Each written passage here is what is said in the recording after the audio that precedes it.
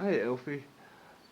See, my cat, he came back last night. He disappeared for 6 days, and then he came back last night, howling, crying, and I went and got him.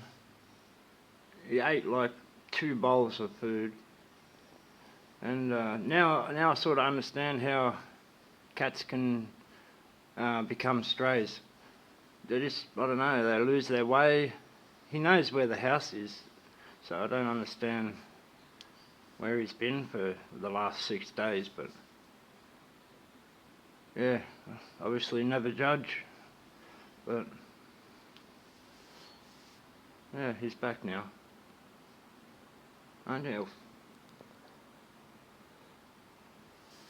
So that could be a reason why a lot of cats become strays.